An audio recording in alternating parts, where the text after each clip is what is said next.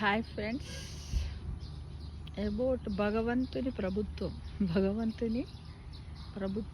God government ఎలా ఉంటుందంటే, పరమాత్మ తన ప్రభుత్వాన్ని ఏర్పాటు చేస్తే ఇలా ఉంటుంది ఫ్రెండ్స్. ఎలానో చూడండి.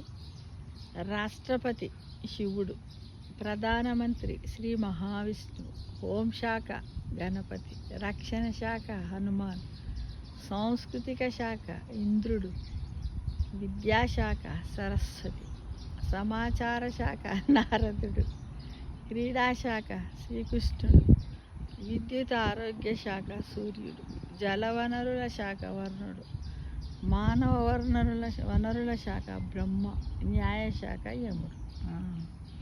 ఈ విధంగా భగవంతుడు తన ప్రభుత్వాన్ని ఏర్పాటు చేస్తే ఈ విధంగా దేవుళ్ళకి ఇస్తాడు.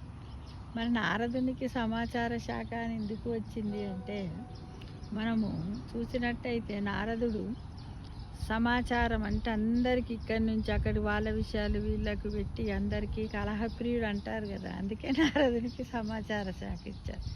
క్రీడాశాఖ శ్రీకృష్ణుడికి ఎందుకు ఇచ్చారు అంటే, శ్రీకృష్ణుడు తన లీలలతోటి ఎక్కడ చూడు ఇక్కడుంటే ఇందుగలడు అందులేడన్న సందేహం వలదన్నట్టుగా ఇక్కడ ఉంటాడు, ఈ పని చేస్తాడు, అక్కడ అన్ని ఆటల్లాగా ఉంటాడు. మన మానవుల చేత అందరినీ ఆటలాడిస్తూ ఉంటాడు. ఇకపోతే విద్యుత్ ఆరోగ్య శాఖ, విద్యుత్ అంటే వెలుగుని ఇస్తుంది, సూర్యుడు అన్నమాట. సూర్యుడు వెలుగునిస్తారు. ఆరోగ్య శాఖను సూర్యుడికి ఎందుకు ఇచ్చారు అంటే, సూర్యుడు ఆరోగ్యానికి సంబంధించినటువంటి విటమిన్ డిని ఇస్తాడు కదా. జలవనరుల శాఖ అంటే వరుణుడు వర్షాన్ని ఇస్తాడు, మనకి జలాన్ని ఇస్తాడు, వనరులను ఏర్పాటు చేస్తాడు.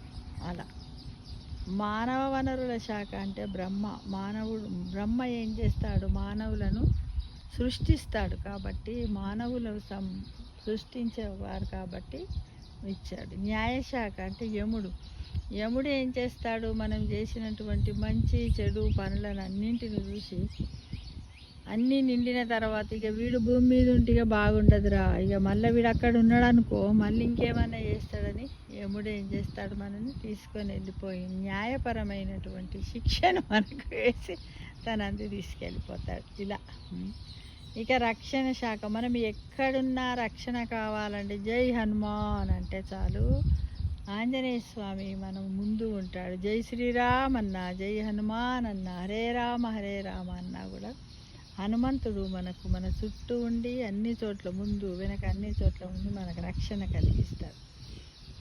హోంశాఖ గణపతికి హోంశాఖ ఎందుకు ఇచ్చారంటే, గణపతి ఆదిదేవుడు కదా.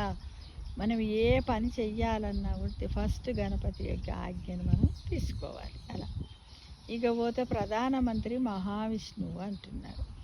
ఈ ప్రధానమంత్రి మహావిష్ణువు ఏం చేస్తాడు, మనం ఎలా మన కోరికలను వీటిని అన్నింటినీ తీరుస్తాడు.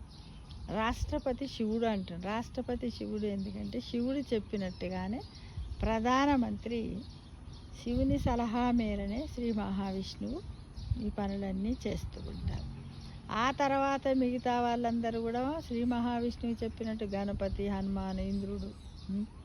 సాంస్కృతిక శాఖ అంటే ఇంద్రుడు మనకి సాంస్కృతికంగా అంటే మన పాటలు, ఆటలు, లలిత కళలు అన్నింటికి కూడా ఇంద్రుడు. విద్యాశాఖ అంటే సరస్వతి, విద్య లేనిది మనం బ్రతకలేం. అంటే ఈ విధంగా భగవంతుని యొక్క ప్రభుత్వం ఇలా ఉంటుంది. అంటే పరమాత్మ తన ప్రభుత్వాన్ని ఏర్పాటు చేస్తే ఇలా ఉంటుంది అని అర్థం. బాగుంది కదా ఫ్రెండ్స్.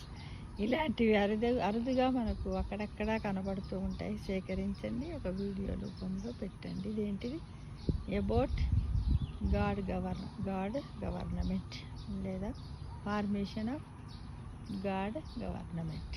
ఓకే.